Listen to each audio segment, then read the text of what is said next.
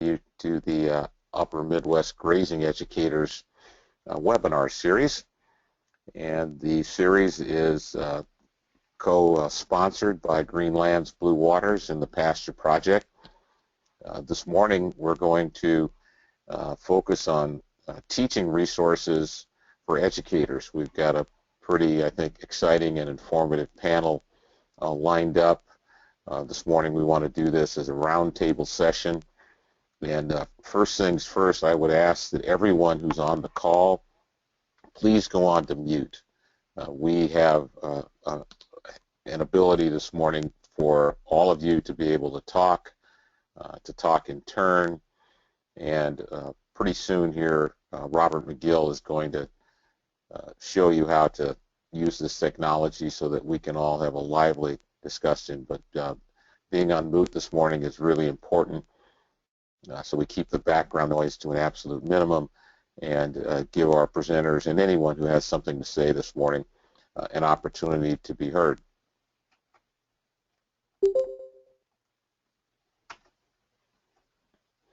So again, my name is Warren King. I'm the co-manager of the Pasture Project and consultant president of Wellspring Limited.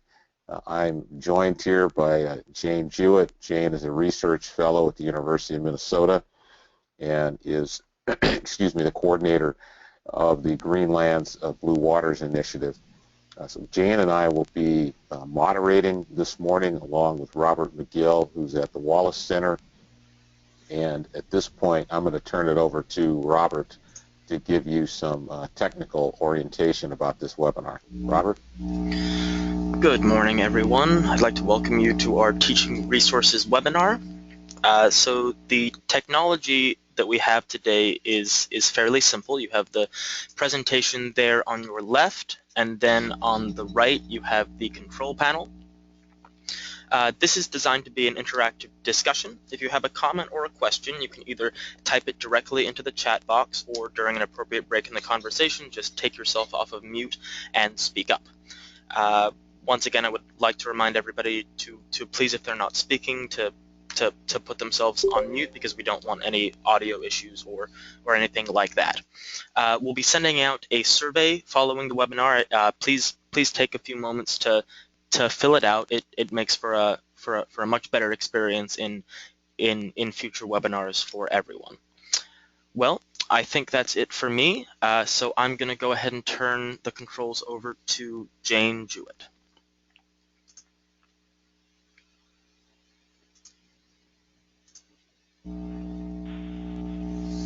Okay, good morning, folks. Yep, I'm with the Greenlands Blue Waters Initiative, and I provide staff support to the Midwest Perennial Forage Working Group, which is the group that has partnered with the Pasture Project on this webinar series. And we started that partnership because we realized we had some shared goals. Greenlands Blue Waters is all about continuous living cover. We talk about 5 strategies to increase perpetual cover in agricultural landscapes. And that includes agroforestry and perennial biomass, cover crops, perennial grains, and perennial forage. And so perennial forage is what we're talking about with this series. We're also interested in the environmental performance of farming and the economic performance of farming. And we share a goal with the Pasture Project of improving water quality in the upper Mississippi River Basin and on down to the Gulf of Mexico. The Pasture Project is also very focused on grass-based livestock production and want to see a transition to sustainable farm production. Let's see, Robert, I'm not getting the slide to advance. Oh, here we go. Okay. So why focus on grazing educators? This webinar series is for educators, and the Perennial Forage Working Group and the Pasture Project took a look at the situation on the ground. We've got, you know, a lot of consumers interested in grass-fed or pasture-raised meat and dairy products. We've got a lot of landowners that are absentee landowners, but have conservation interests, and there's an opportunity there for young farmers and beginning farmers to get into livestock production as grazers without necessarily having to own either land or livestock. So those are opportunities. And then some of the challenges are that there's minimal public funding for this kind of grazing network and education development for grazing. There aren't a heck of a lot of professional development opportunities for educators, and educators doing grazing work tend to be scattered around, a little bit isolated from each other. And so that's why we decided to offer this webinar series and do it as a webinar so that people could participate from wherever they're at.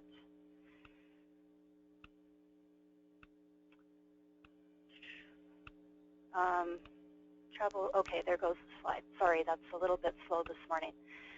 So one of the things that we're hoping may come out of this webinar series, now that people have had a chance to participate in them and think about what some of the grazing education tools are out there, what could a grazing educator network achieve if we could pull that together in a more organized way?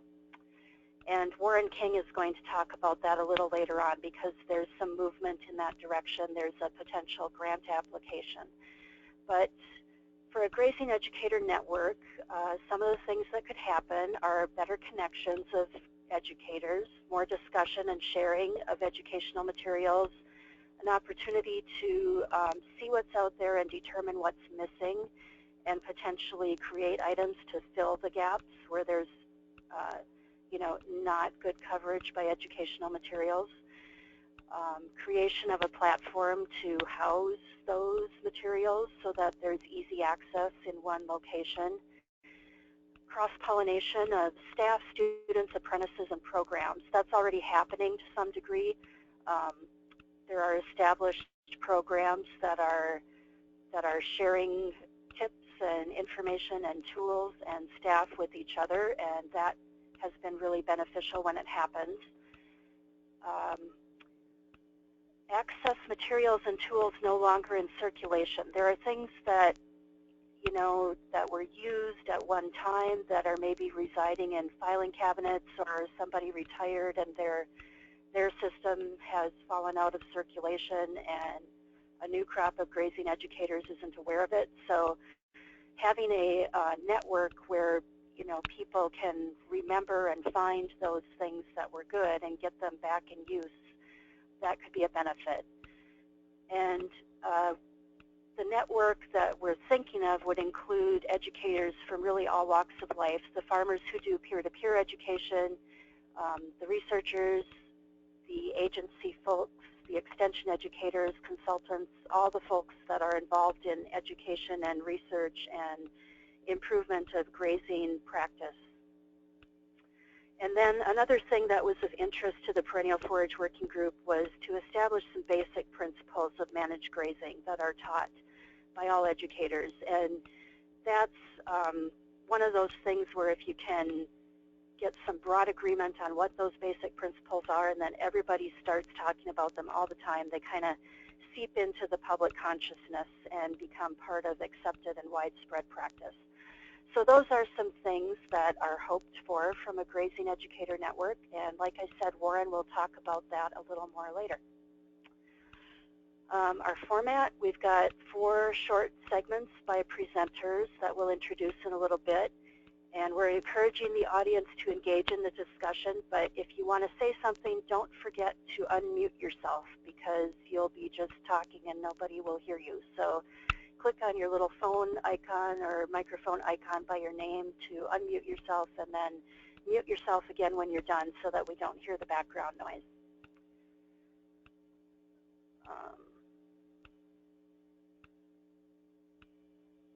Next slide.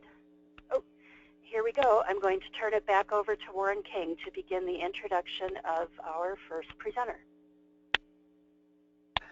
Thank you very much, Jane. And again, I'd like to encourage everyone who's on the call to click on that microphone that you see in the upper right-hand corner and put yourself onto mute.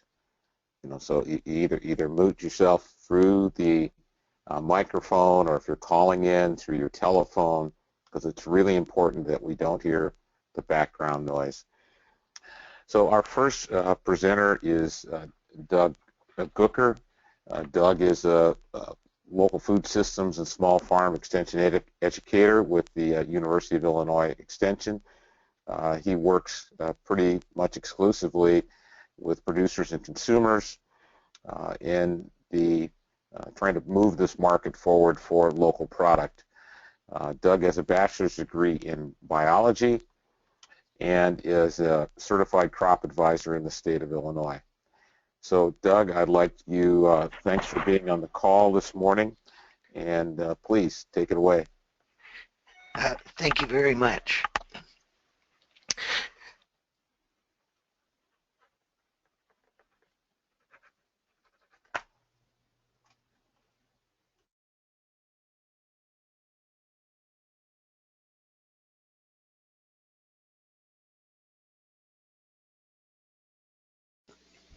Doug, you've gone on mute. Okay, I'm back. Okay, I'm rather unusual. 95% of the area I work in is in row crops. However, a lot of our people are seeing grazing, as Jane mentioned, as kind of a gateway into farming and agriculture. And so I have a lot of interest among people looking to start grazing or who have been doing grazing but not a good job. And most of these people are talking about small ruminants.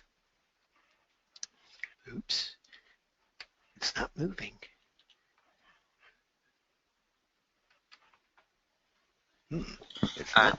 Doug, if you click on the screen once and then use your arrow keys. There it is, okay. The one exception to that is cover crops.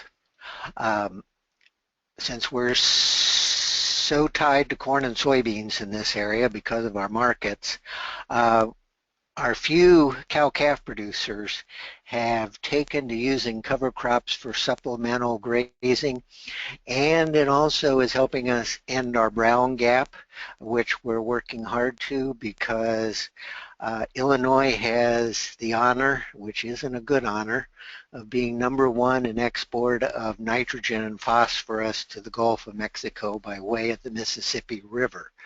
So cover crops is one of our major initiatives to help reduce our loss of nutrients, and farmers are seeing this supplemental grazing as a way they might add some extra income to the bottom line. We don't have any in-state grazing research. Our last specialist, Justin Sexton, left for greener pastures over in Missouri in 2007. So we just don't have any grazing research. So I look outside Illinois to find the information I use to teach people with.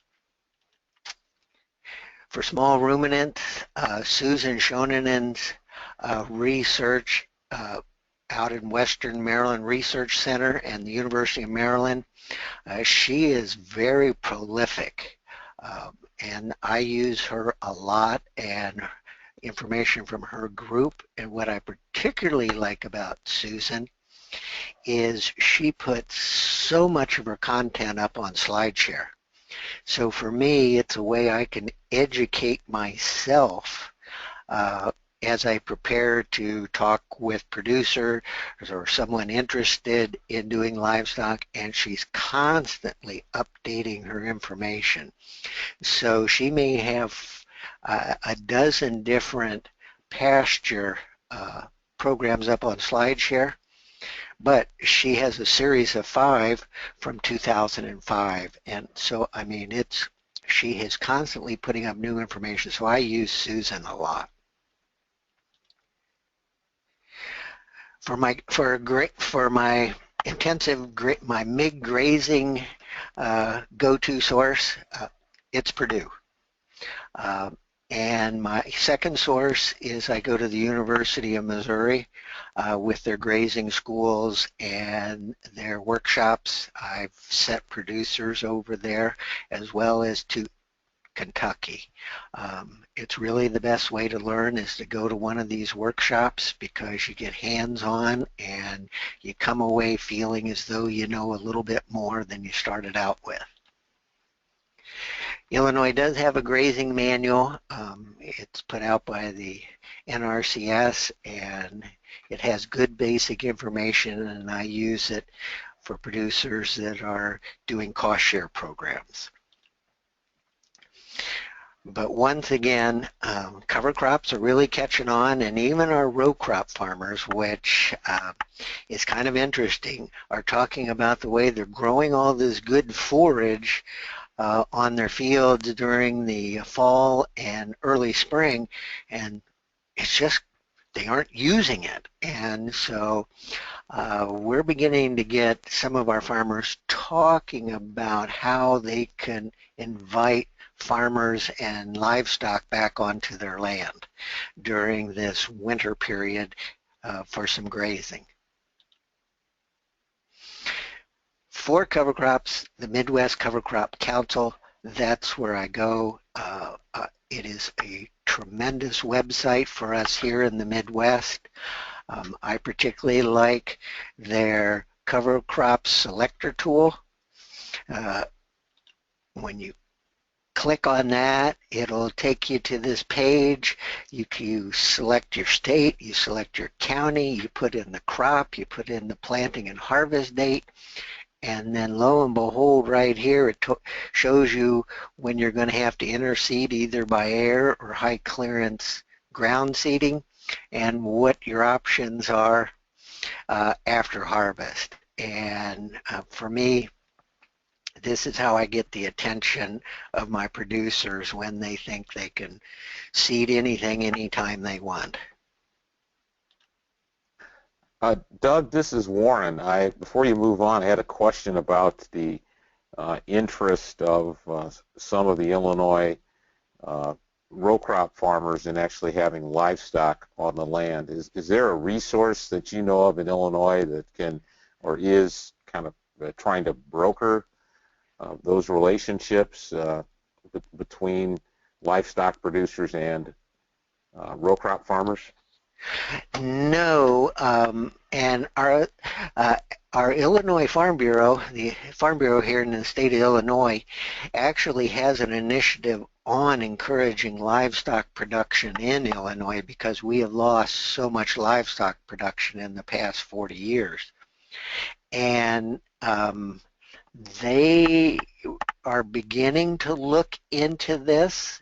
I mean, actually, I'm kind of looking into how we might be able to work this out. But we are so livestock deficit that our cow-calf producers just don't have any, we don't have excess feeders laying around, whether it's cattle, sheep, or goats. Most of our livestock we have to import if we want new animals. Okay, thank you. That's seems like an important follow-up maybe after this call would be to talk about engaging the Farm Bureau around this issue. So thanks. You're welcome. And finally, because we do have some competition for our former grazing lands for subdivisions and small acreage farmettes, we have a lot of interest from the horse people. And I love the horse people because they buy hay.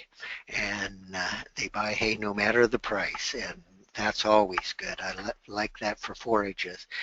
But I go to Maryland and Kentucky, the two horse states that I'm familiar with. Kentucky, their information pretty well applies for me, even up here in central Illinois. And some of Maryland's does as well. But I do get a lot of that, and I do have to spend a lot of time talking about the idea of is it grazing or is it an exercise yard? Because horse people sometimes don't see the difference. And, oops, I'm not, oh, wait a minute. There we are. And finally, to wrap up, lambs and kids, lambs and sheep and goats. This is looking to be a pretty good gateway enterprise for our small or beginning producers. The cost to get in is relatively inexpensive compared to cattle. And also the facility needs are less costly. And so we're seeing a lot of interest, and we have tremendous demand with Chicago, Indianapolis, and St. Louis being within a 3-hour drive of our location, and the demand for those meats is quite high. So we have a lot of growth potential yet to go here in Central Illinois with lamb and kid meat. That's all I have. Thank you, Doug, very much. Does anybody in the audience have any questions for Doug?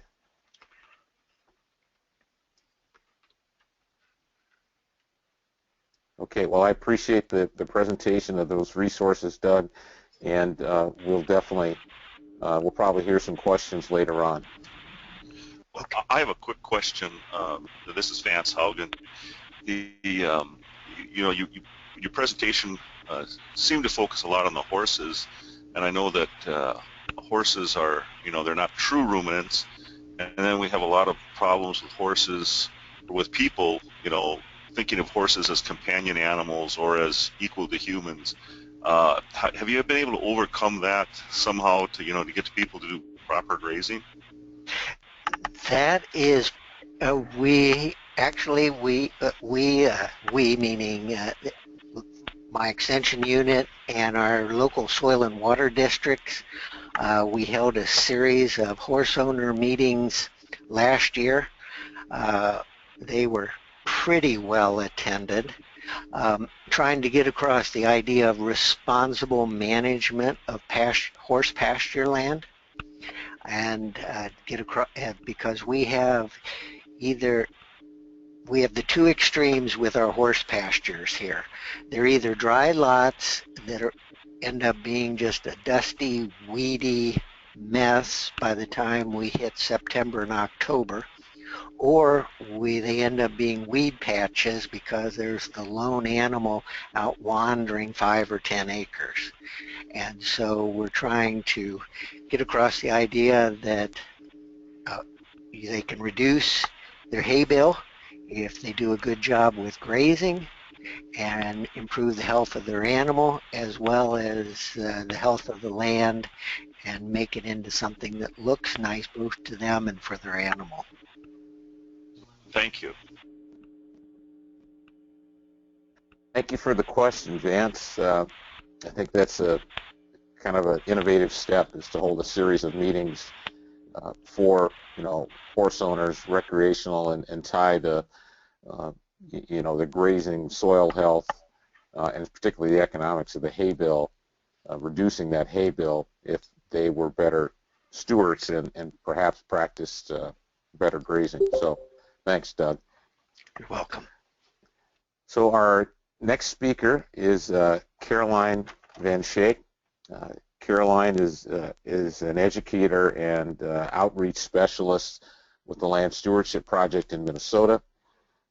Caroline is in the southeastern Minnesota area around the Root River, a part of the Driftless area, pretty from a landscape, a pretty fragile region that grazing is very appropriate in that region. Caroline is also a producer and has an operation with her husband, I believe, raising small ruminant animals, sheep. So Caroline, welcome to the roundtable, and it's all yours. Thanks a lot, Warren. I'm just going to do a little practice toggle here. Nope, that didn't work. Well, I want to say thanks to Jane and Warren for organizing this forum, and especially for acknowledging women farmers and landowners as a bona fide resource in shifting our landscape to something more permanently covered. Let's see. All right, is there some little little trick here. Oh, here we go. Whoops, let's go too fast. Okay. So like other members of the Greenlands Blue Waters and the Pasture Project, LSP puts a lot of emphasis on covered soil and on the role of livestock, and that's on any given farm and in the community. And as have many of you, we've found a ready audience in women farmers and landowners. They own a lot of land. It's prime for active conservation and good farming. And many of these women, by no means all, but many of them have a desire to manage it well, even better than it has been. They have little or no experience making these kinds of management decisions. That was, of course, the role of their husbands or their grandpas or brothers, and sometimes even longtime tenants. But as land ownership shifts, women are emerging as nascent keepers of their family acreage. They're managing family trusts and their in-laws and siblings and their own children. And what many of us are finding is that they're stepping up to learn in ways they never did in their growing up years. They're often willing and able to strike a different balance between management practices and profit, what they need to earn from their farms. They typically don't speak what one woman just told me last week. She called it farm guy ease. Some of them have never set foot in an ag service center, and some of them who have had off-putting experiences with ag professionals, which of course is not necessarily unique to women landowners, but it's certainly something that comes up in their conversations frequently. Most importantly, many of them really, really enjoy learning in the comfort of other women. I want to give a shout out to Iowa's Women Food and Ag Network. Several years ago, they really raised up the Learning Circle method of conservation outreach to women.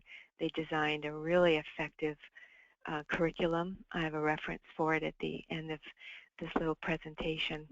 Like the Women Food and Ag Network folks, LSP has noted the willingness of women to verbalize stewardship values and also their unique needs when it comes to learning and to asserting their preferences for the land.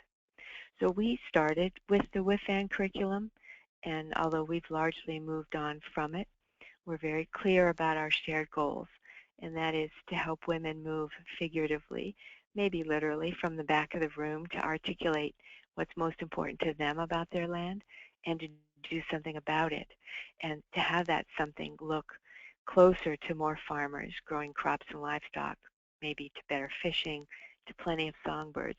These are all features of a really lovely grazing operation. So let me turn specifically to that issue, which is what brings us together today.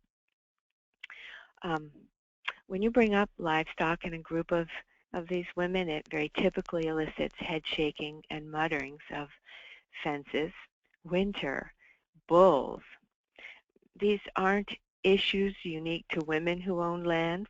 Plenty of these gals grew up within this context, so though they may not be raising animals now, they definitely know the value of pasture and livestock for erosion control and stream health and aesthetics and wildlife habitat and all the other things that we who are grazing advocates espouse.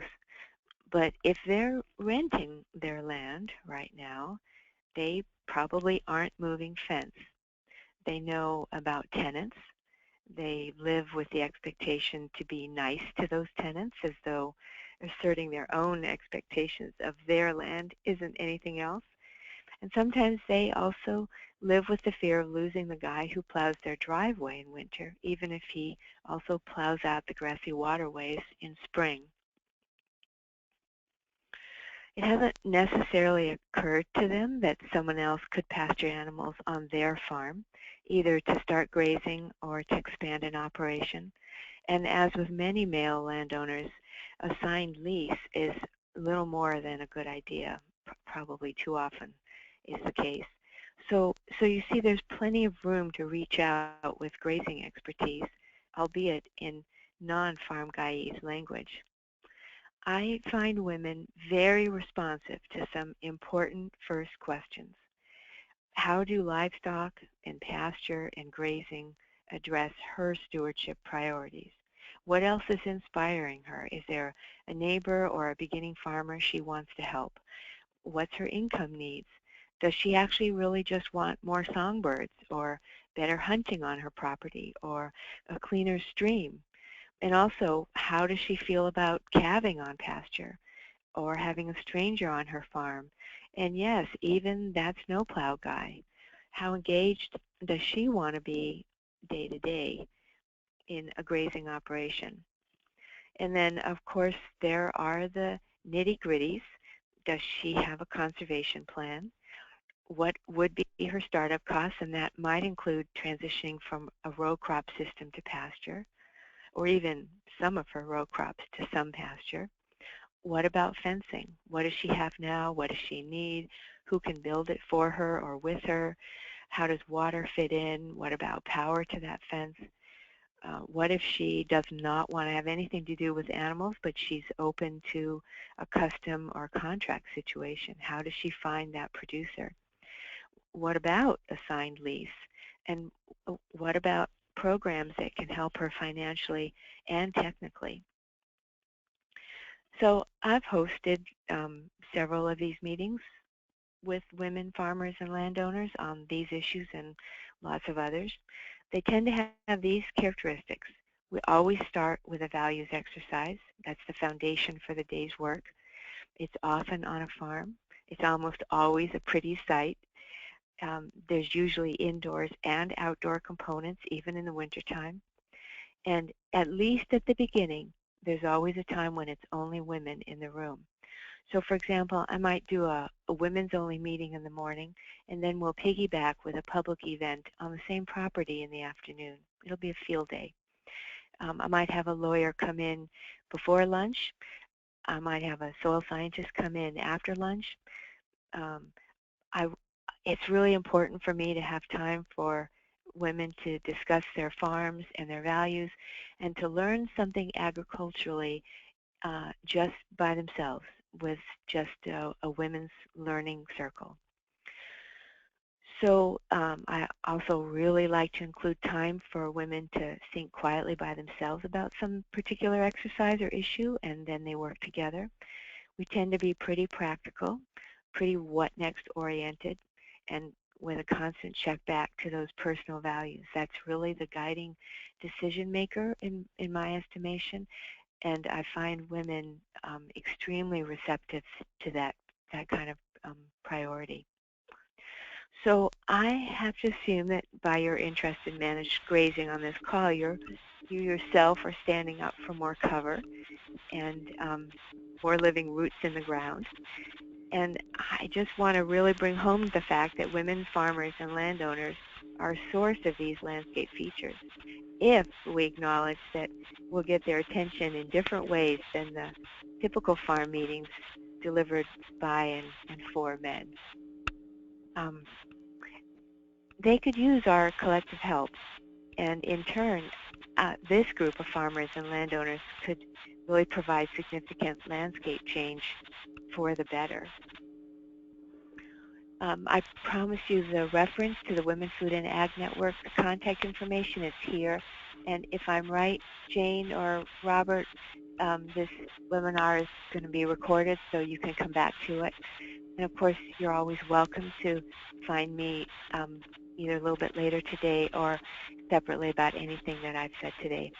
Thanks again, and we'll see what else other people have to say. So thanks, Caroline. I really appreciate this segment. I'm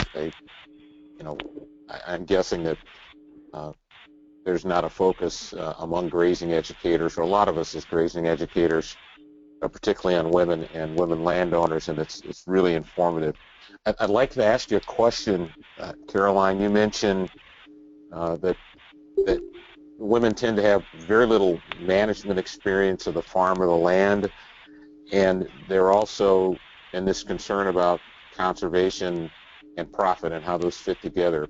Are there any tools specifically in the FAN materials or in other resources that you found that is helpful in increasing their management knowledge, increasing their, this conservation profit way of doing things?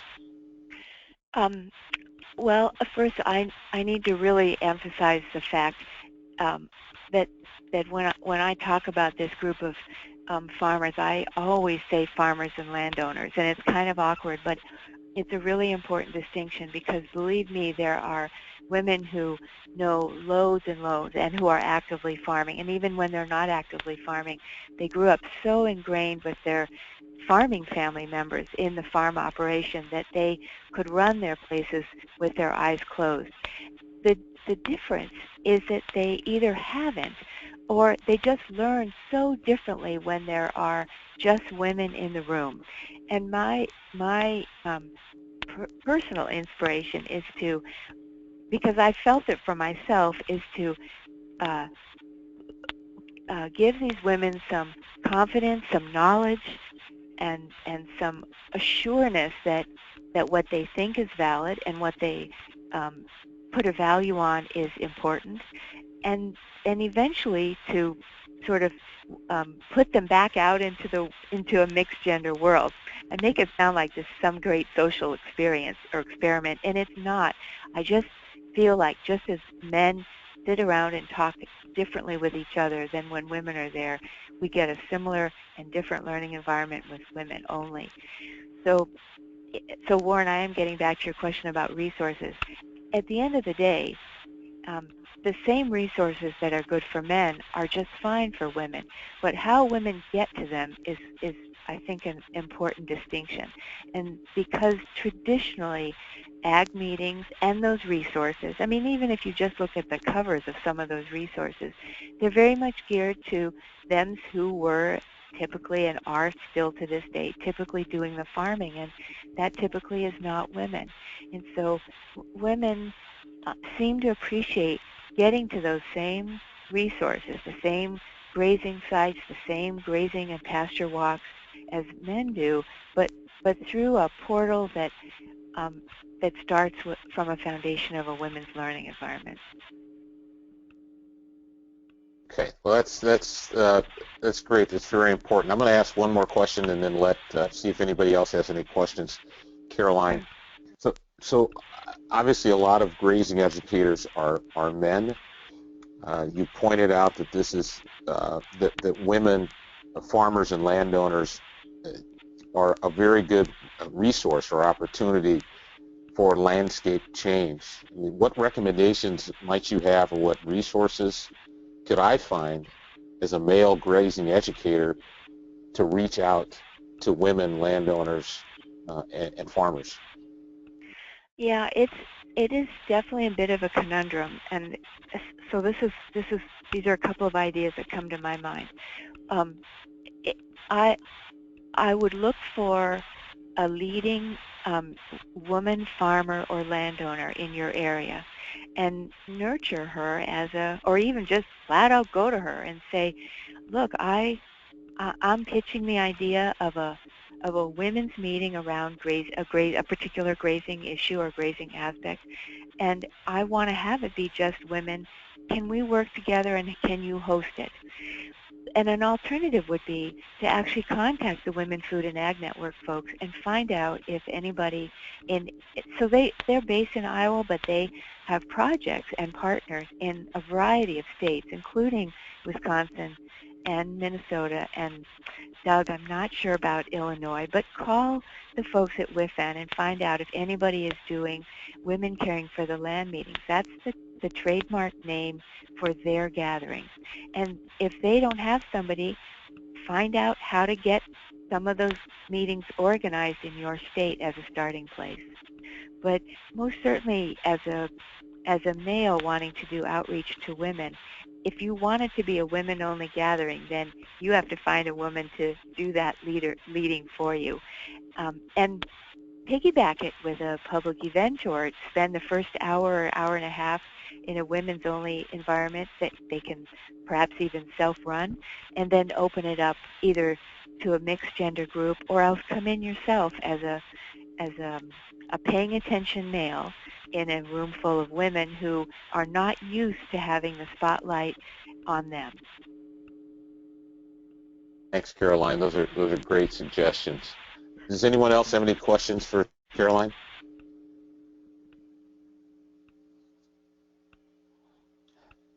Okay, we'll circle back to that, and thank you again, Caroline, for the wonderful presentation. And I'm going to turn it over to Jane Jewett and let her introduce our next presenter. Yep, thanks, Warren. So our next presenter is Vance Haugen. He's a University of Wisconsin Extension educator since 1985 and based in Crawford County, Wisconsin, and has done a lot of pasture education work. It's been his main focus in Extension for the past 25 years. He's also a farmer, a member of a family farm operation near Canton, Minnesota, which is in southeastern Minnesota. His family, wife, 2 sons, and a daughter all are involved in operating a 230-acre grass-based dairy.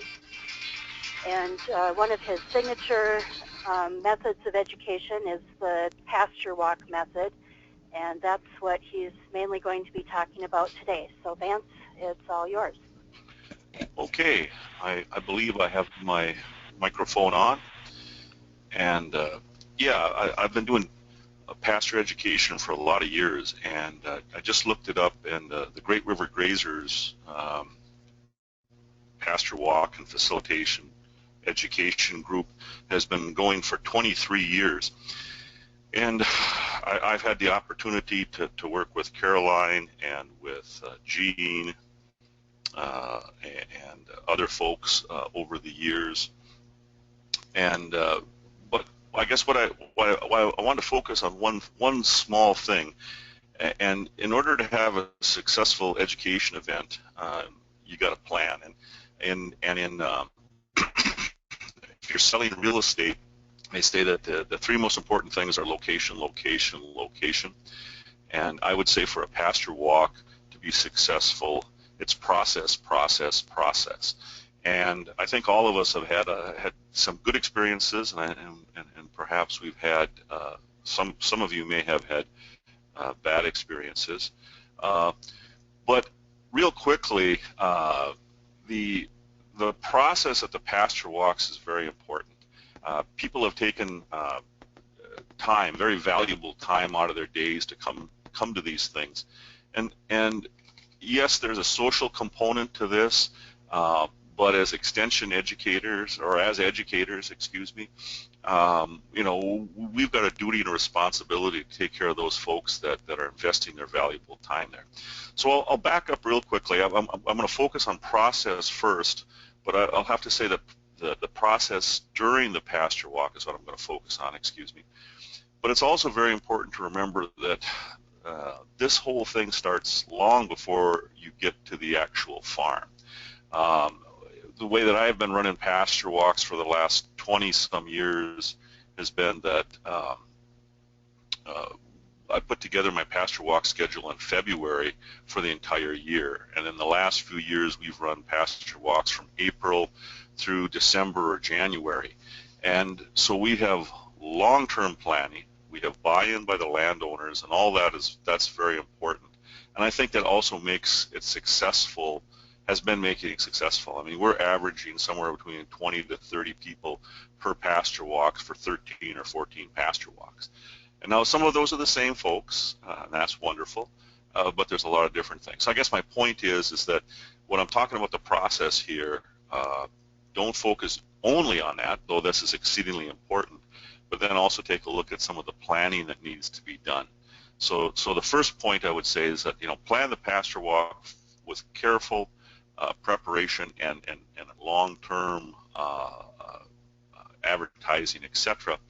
And then get the landowner to buy in. And one of the things that I'll talk real quickly is that if the landowner is just going to have a show and tell, you know, quite frankly, that's not a pasture walk and a facilitated discussion meeting. That's just a show and tell. And there's nothing wrong with show and tell. But what I'm getting at is that if you've got somebody that says, well, here, look how wonderful my lanes are. Look how wonderful my my fencing is. Look how wonderful my corrals are. That's okay, but what's the buy-in for the landowner? Now, for some of them, it's, well, I can show off. That's great. But if you've got a landowner, and I generally have this on my pasture walk publication or promotional material, is I'll put 2 or 3 questions that are going to be asked and then hopefully answered by the group as we get there. And these are questions that the landowner puts forth that are very important. So those the stuff that goes ahead of the pasture walk is also important. But if we talk about just procedure, I know many folks have been to pasture walks, and I'll tell you one of my pet peeves, if I go to a pasture walk or facilitated discussion group meeting, and it's like people, chickens with their heads cut off. There's conversations going over here. There's 3 or 4 or 5 conversations going. The farmers asked the same question 20 times because people aren't listening when the answers were given, etc. So I've come up with 2 really basic rules for process or procedure when we have pasture walks. And I ask for buy-in. So this is done at the beginning of the pasture walk. I gather people together and I say, this is an official and sanctioned Great River Grazers pasture walk, and we have but 2 rules. And rule number 1 is that one person talks and the rest listen, because if John has the answer to Ted's question, but he's talking to Ann, no education gets done. And we all want to tap into the available knowledge that's present, and it's here. That's the other thing that I do. Okay, so that's officially, that's actually what I say. And for those folks that have attended some of my pasture walks, and I know that Caroline and Jean have been to them, that's what I do, and I do it every time. And some people can laugh at it and say, well, that's kind of hokey, and yeah, well, perhaps, but it's really important to get buy-in.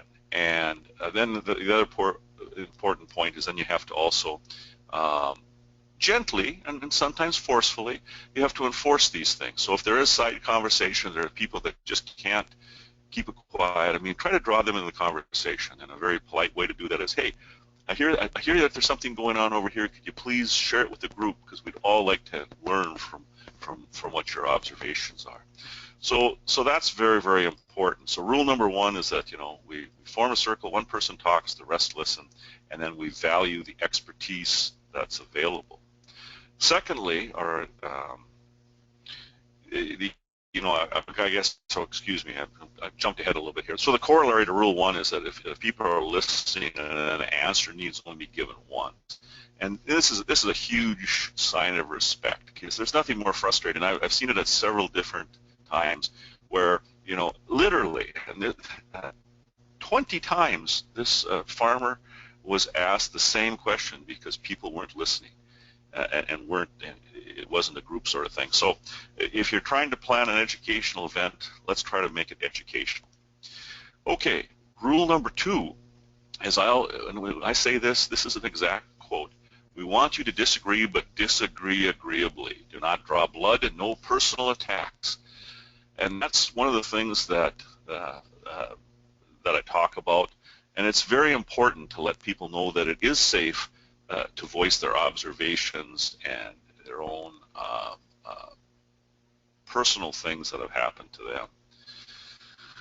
But the corollary, though, to rule number 2 is we want people to put forth their observations and their deductions, but they must be ready to and be able to back their statements with data or research, or they say, well, no, I've observed this for 9 years. One of the things that I feel very strongly about, if this is an educational event and not a religious event, is that beliefs, feelings, or traditions are not a substitute for facts. But we want vigorous discussion with personal observations and multi-year usage of a practice. I really encourage that. And some people might say that, well, I encourage it to a fault, perhaps. But one of the things that I want to make sure is that I'm not selling anything at these as an educator. And that's one of the things that the Extension Service hangs its hat on, is that we try to be size neutral. We try to be arbiters or neutral arbiters of information. And so I try to vet that, or excuse me, make that happen with the rest of the folks that I work with. And let's see. I've got a bunch of different educational materials. These are just some really nice handouts that I think are good for both beginners. This grazing planning system out of Minnesota, I think is excellent. There's some pasture ID grasses and legumes. Again, I like to have these available at every pasture walk. We have almost always a few beginners coming in there. And then last, I shouldn't say last, I guess next to last, these links, the pasture walk method, I have an early version that I put together in 2012 that amplifies and talks more about how I use the total system, both for planning the pasture walks, timetables, and the rules, etc. And then I have a newer version that I just revised and I put up to the Google Drive so you can take a look at it. So with that, I'm just going to say that it's really important if you're going to have an educational event that you make it educational, and this would be a method, not the method, but it would be a method that you could do that certainly has worked well for me. Are there any questions?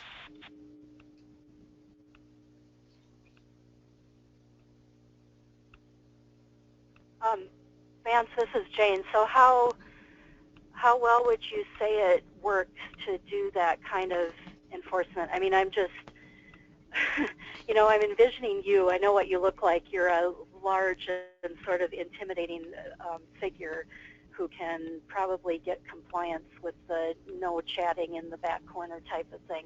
So what do you think would be the approach that mentally other educators who might not have that familiarity with their group and the imposing physical stature might use to get compliance?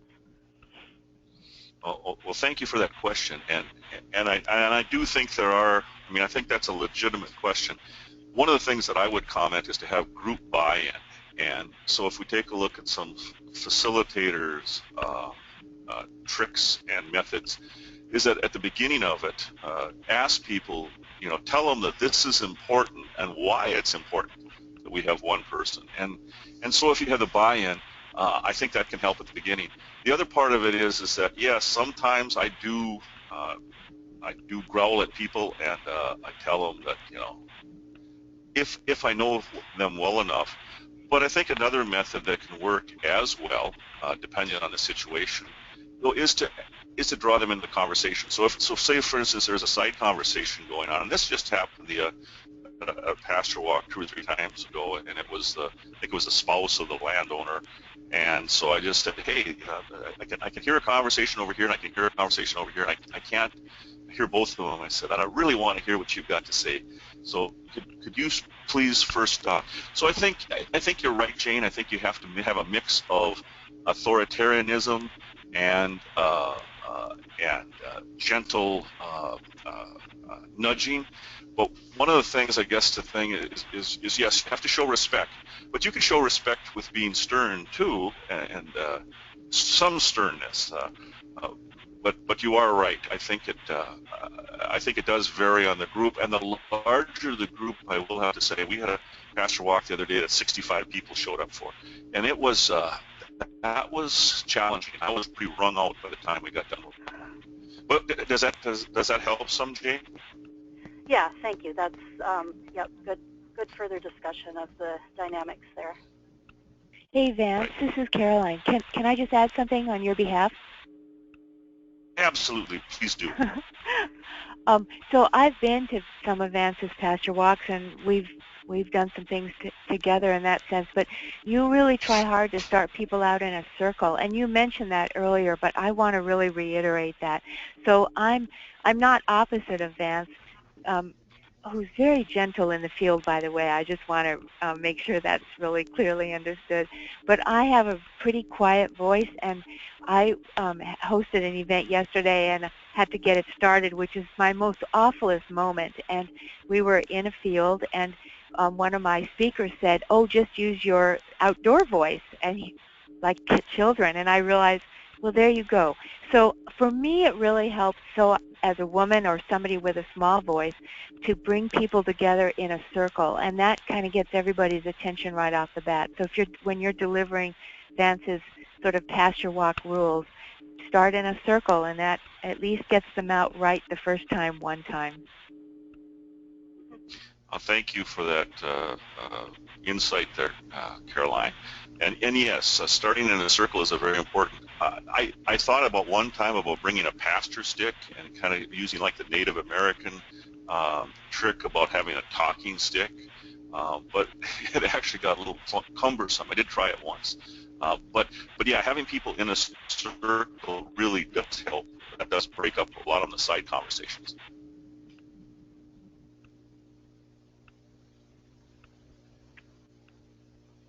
All right, so maybe just to follow on that a little bit, then you had the slide that talked about putting a strong value on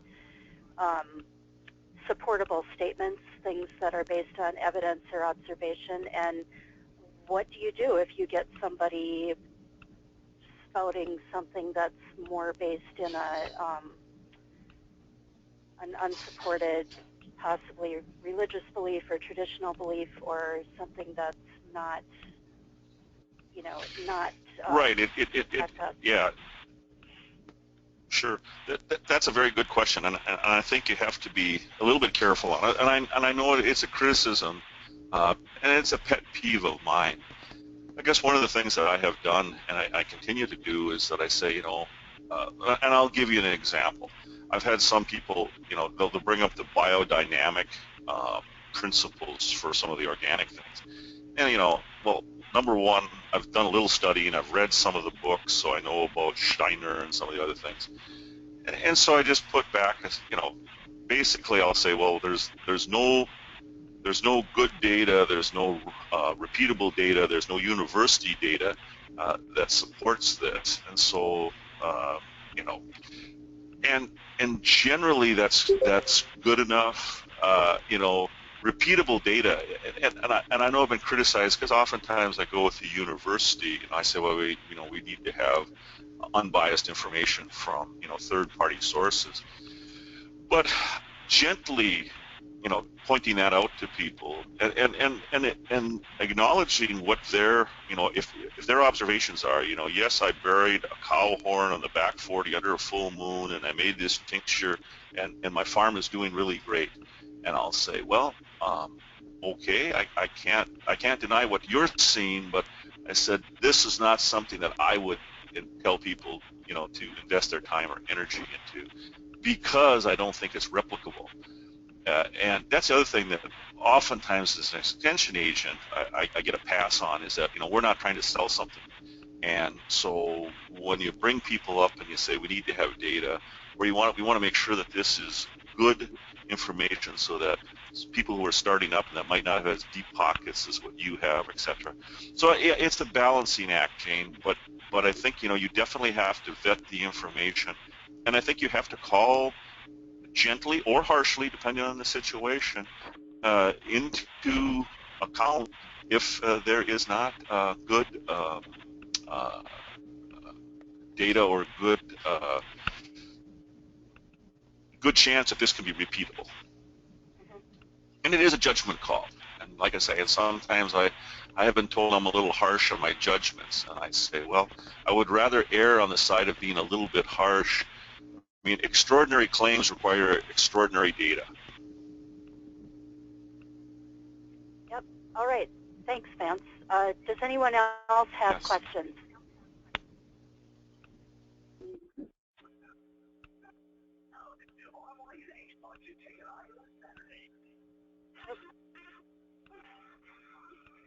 Okay, then I think we will move along. And Robert, if you could advance the slide. I'm not sure that I have control of the screen, but okay, so our next speaker is Gene Schreifer, who has been with University of Wisconsin Extension in Iowa County, Wisconsin for 6 years. That's in the Driftless region. He organizes and leads the Southwest Wisconsin Grazing Network, and part of the effort with that is pasture walks as well as some workshops. Before that, he was the grazing specialist for Southwest Badger Resource Conservation and Development Council and was involved in helping landowners put together managed grazing plans. And he also owns and manages a small farm near Dodgeville, Wisconsin, raising sheep and grass-fed beef. So a lot of depth of experience, and what he's going to talk about today are resources that he uses to help farmers make the most of the scientifically supported information that pertains to their farms. So Gene, your turn. Okay, well, thank you for the introduction, Jean. I've just got, I think, about 5 or 6 different slides of things that I find myself using a little bit more frequently as I work with experienced farmers that are interested in doing more managed grazing, or new farmers that are interested in doing some more managed grazing. Everyone's starting at maybe a different point. Quite often, somebody will come in either on the phone or come into the office, and they will have a pasture and want to know, can I run 100 cattle on it? And it may only be 10 or 20 acres, and they could do that. They would buy a lot of feed and basically have a feedlot. But where I am in the Driftless region, I'm about an hour away from Vance. We have a lot of similar soils here, and our potential here can go anywhere from about a ton of forage per acre, and then we can get all the way up to about 6 tons of forage per acre. So when somebody comes in and says, how many animals will this pasture support, I don't have a clue yet. So often I will start with something from USDA and NRCS called the Web Soil Survey. This is an online GIS system that we can type in the address of the parcel if we know what it is, or we can just zoom in on a map and find the particular farm or the particular pasture that they're interested in turning into grass and forage production. And by tracing out the area of the farm or the pasture, we get a lot of data that's there. It's all these soil surveys that have been done over the last 40 or 50 years. They've compiled that into this one resource, and I can learn what the soil types are. I can learn what the soil depth is, the subsoil, and then also what the drainage potential is. And there are also additional information that I can get, which is what is the average productivity of those soils, and we can pick out some species that are useful for grazers. So in this region, we can often pick out a bluegrass pasture. We can pick out an orchard grass or red orchard grass and red clover type pasture. We can also get information on alfalfa and corn silage if we wanted to look at that as well.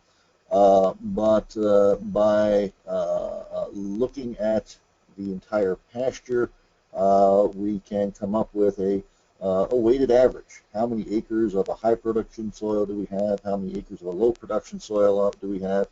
And we can get a better guess. It's not an exact number because there's a management factor that's going to come into play, and a history of how well that pasture has been managed in the past that we will learn as we go. But it gives us a starting point to say that 100 cows is really unrealistic. Maybe starting with 20 or 30 is a better number to begin with. Now, over time, if they do a good job of building and managing the system, we may be able to push that further, but we have to begin somewhere. And so this is what we're using that data for. There's an additional tab that we can do through the Web Soil Survey that can take the aerial map and turn that to a topographical map. And we've got the delineation lines for elevation changes, and water is often a limiting feature on a lot of our pastures, and when we have a lot of elevation change, getting water from where we have it to where we need it can also be an additional challenge. So this gives us a little bit of rough information about, how much pressure are we going to need at the wellhead to lift it to 150, 200, maybe 250 feet if we're deciding that we'd like to start grazing some of those ridgetop cropland. So I find this an extremely handy starting point. It's also very, I use it as part of an education that as we do better grazing, we can take a pasture from bluegrass white clover, which would be kind of our native overgrazed, undermanaged pastures here in the southwest part of the state. And if we can employ better management, move this towards maybe orchard grass and red clover. And same moisture falling from the sky, same sunlight, same fertility. Just by managing it, we can get 30, 40% more production by changing the species in there. So that means more head, whether it's cattle, beef, sheep, dairy, and that's part of the payback of installing a managed grazing system. Another portion as we think about designing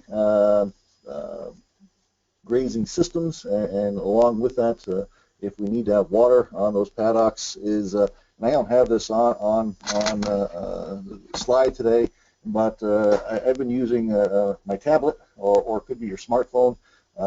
Most of our modern technology has GPS on it, and there's some GPS apps that we can use to trace an area, either driving or walking it, or we can also use that to measure some elevation changes. And that's just kind of a handy technology that kind of complements the web soil survey a little bit here.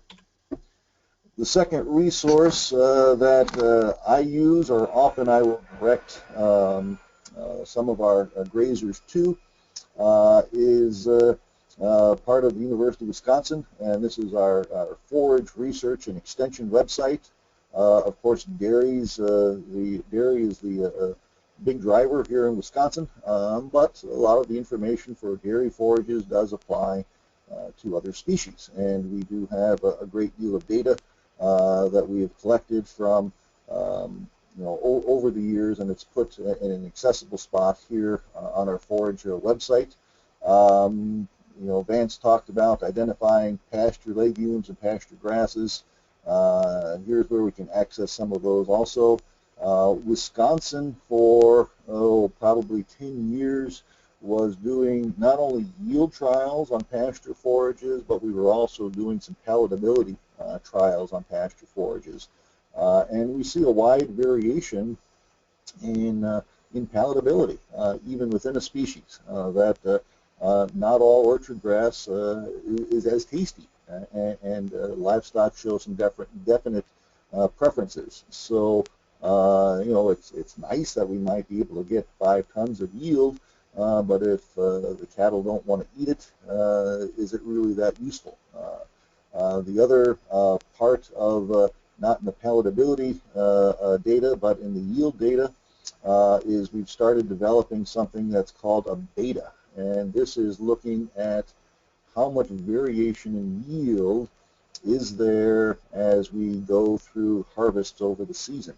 And from a grazing standpoint, we would like to have a similar amount of forage available on each grazing event. And so as we compare varieties, we might be looking for something that has a beta that's a little bit less negative or close to 0. So a perfectly flat line,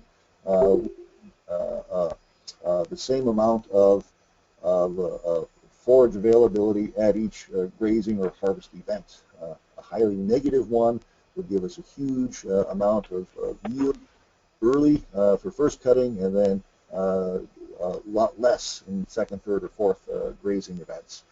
All of that's accessible through our forage research and extension website, and you should be able to read that in the menu bar in the top portion right up here.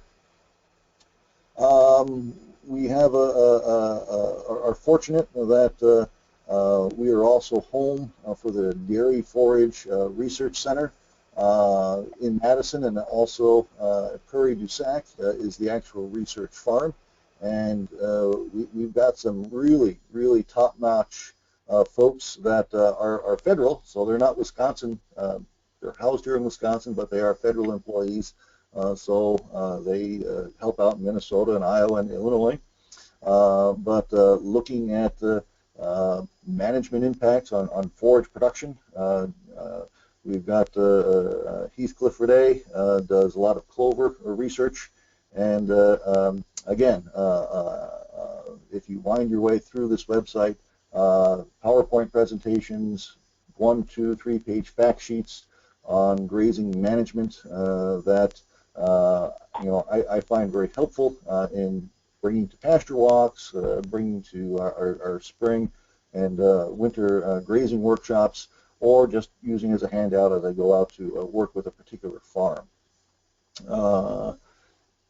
Let's see, go on. What do we got next? Yes. Back in 2009, as this cover crop thing started going, I did my first experiments with cover crops and cover crop salads. It has worked very well.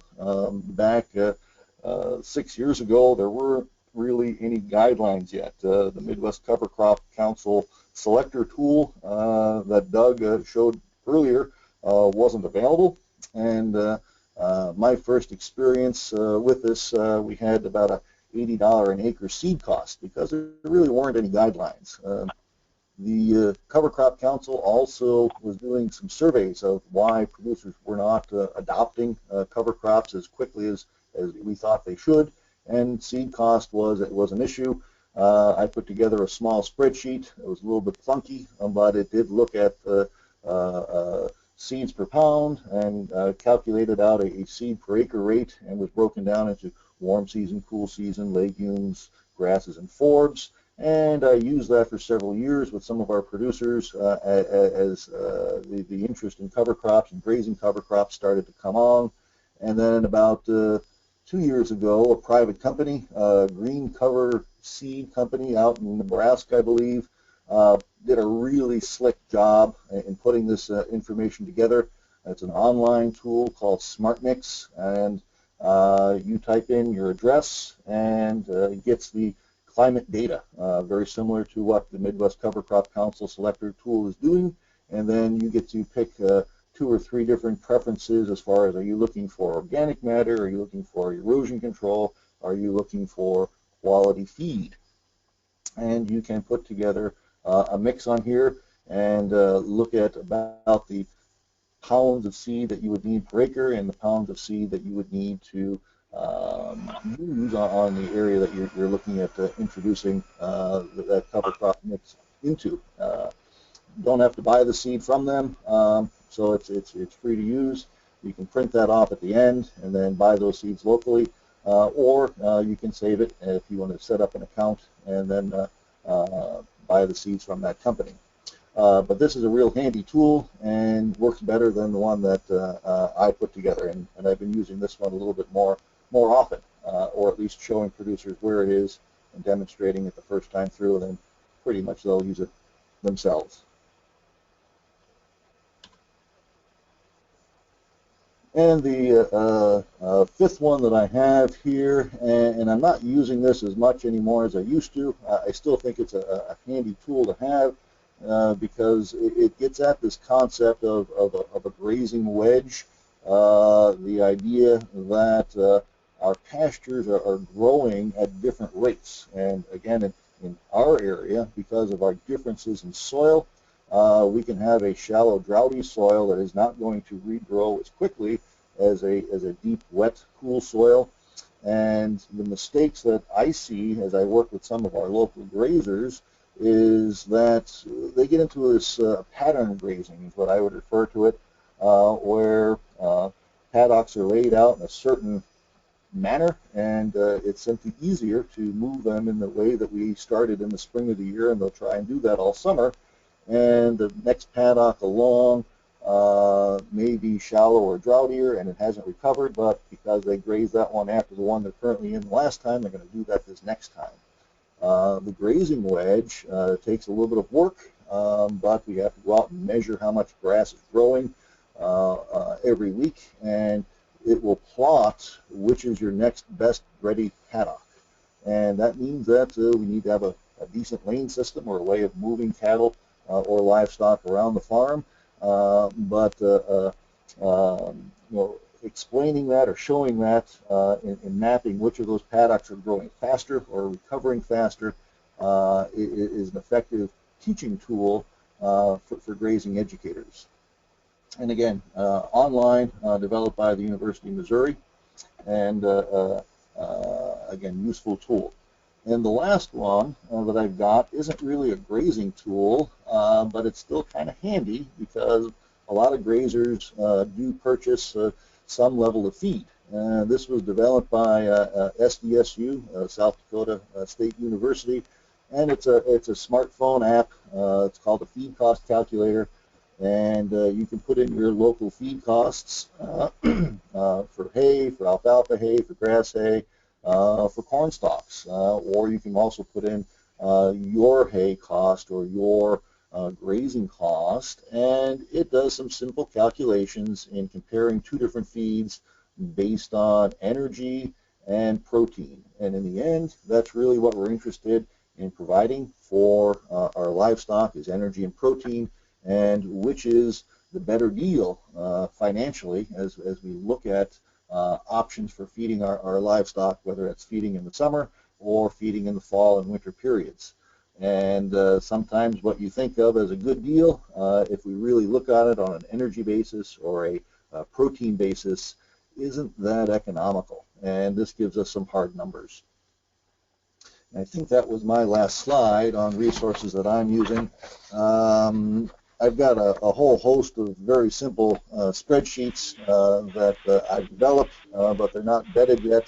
But we're going to use things 2 or 3 times with several producers with a little bit of time invested in putting together a simple spreadsheet can be quite handy or helpful in helping people understand different things. I think that's it. Okay, thanks, Gene. Does anybody have questions for Gene? Jane, I do. This is Caroline Van Schaik. Gene, I was just wondering, how much opportunity do you have to actually do follow-up with any particular producer you work with around grazing, on a grazing plan, or to go back to see how it's working, or to pick up the soil survey and do something more concrete with it? I just wondered how much repeat time you get with these producers. A lot of variation. Usually, I'd say at least 2 or 3 times would be the bottom end. Quite a few. I continue to get phone calls, emails, or once a year they want to have another stop, and I'll try and group those into a part of the county and do several at a time just to see where they are. And it's more the beginning folks that are just getting going with this, and you're looking at principles and concepts. The established grazers, you may only see once a year or maybe once even every other year, and then it's just kind of a check-in and see where they are. Sometimes you'll wind up with somebody new that are thinking of this. They're looking for some basic information, and you may or may not hear from them ever again. Okay, thanks.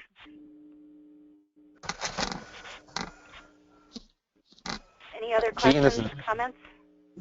Gene, this is Warren. I'm curious if you've had opportunity to use the iGrow calculator, right there in the field as part of an educational opportunity with maybe skeptics of managed rotational grazing or multi-paddock grazing. I've not used it in a pasture.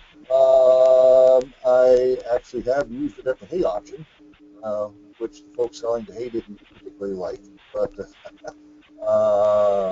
But I could do that. We've actually got a pasture walk coming up this coming Saturday, and I'll be taking some scissor clips on not tomorrow, but next week. I'll be taking some scissor clips, looking at forage quality, and we'll look at what the input costs are, and we'll do some comparisons with that. Okay, thank you. Yeah, it sounds like maybe an approach to take with skeptics. I know we all run across those people who say, you know, I don't have the time, so to speak, to do all this, and you know, comparing you know, an increase in pasture productivity to buying inputs to feed your cattle can be a real convincer to people. Well, it's you know, Vance says we need hard numbers. This does give us some hard numbers, and you know, certainly we all want to encourage more grazing and better grazing on the landscape for all of the advantages that we've been discussing over the last 2 months, as long as this series has gone on. But the reality is we've also got an awful lot of corn stalks out here, which for a beef cow is about as economical way which we can feed them in the wintertime. And if farms are more successful financially, that they can have livestock and earn some money, we need to look at all those resources. And that's where I think that feed cost calculator also comes kind of in handy. You know, feed is a significant expense. Raising is cheap, but we still have this little phenomena from the climate called winter in the upper Midwest. Right. Thank you.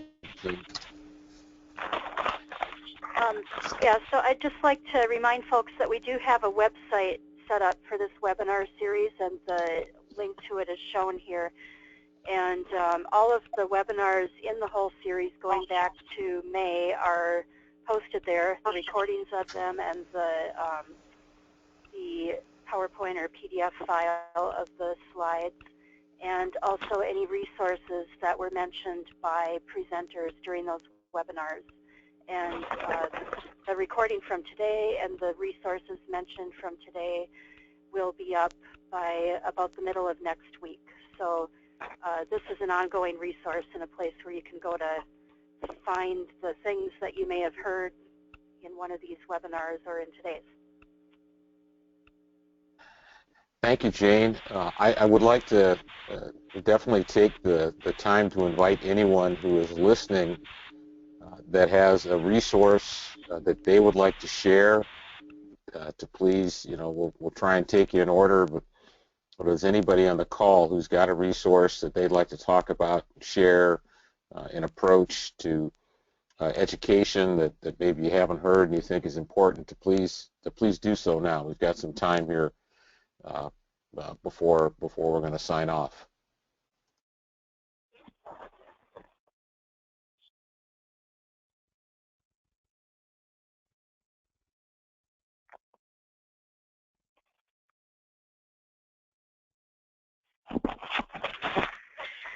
Hello, my name is Johanna Pate.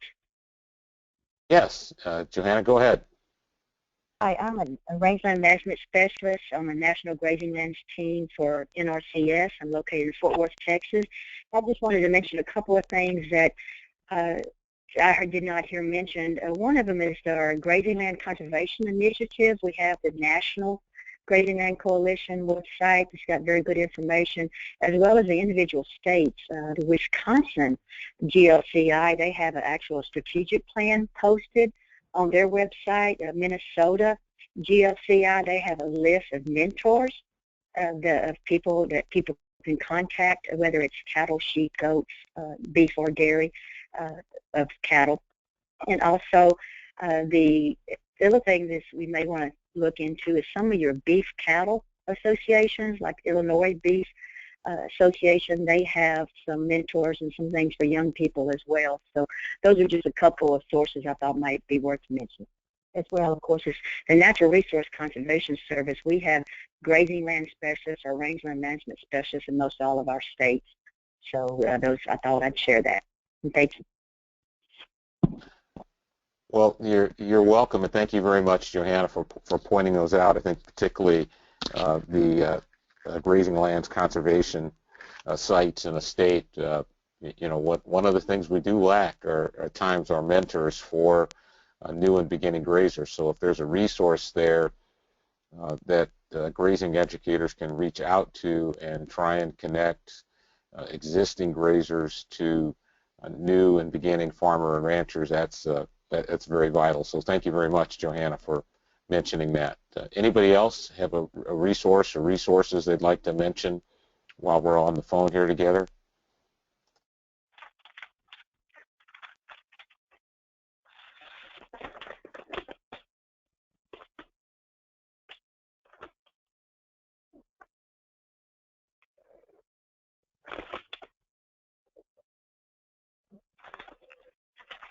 Okay, I see Robert has brought up the National Grazing Lands Coalition and their website here, so there's another resource as well.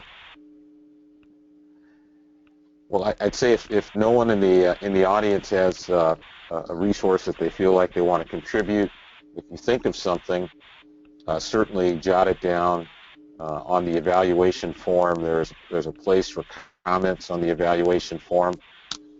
I'd also like to follow up on Jane's comments earlier in the webinar. So this series, obviously, you know, for grazing educators, led by educators, and about grazing education. And Jane showed you a slide of some of the things that could be accomplished and some of the reasons why we think it's important that we at least look at the potential for a grazing educators network. So later on this month, probably the last week of the month, there'll be a conference call to discuss these elements of what a grazing educators network could look like in the Upper Midwest. Some of the things that we might get accomplished through a grazing educators network, and also an opportunity to perhaps get some funding through the North Central SARE grant. There is a professional development grant program. That grant application is due in March of 2016, and we want to start preparing now for that grant application and see if we can find some seed money there to help us launch us as a grazing educators network if there's interest. There'll also be the Greenlands Blue Waters Conference is November 3rd and 4th in Minneapolis. You can go to the Greenlands Blue Waters site and sign up for that conference. I believe the sign-ups or registration are still open. Today may be the last day. Jane, is today the last day for that? No, there's still time to sign up, and thank you, Warren, because I had that on my list to mention and then I forgot. So yes, Greenlands Blue Waters Conference. The title of it this year is about, well, what is it? It's bridges and buffers, farms and cities. So talking about continuous living cover again, and the 5 strategies that I mentioned, but perennial forage will definitely be included as one of them, and there will be a afternoon session of the perennial forage group on the 3rd of November.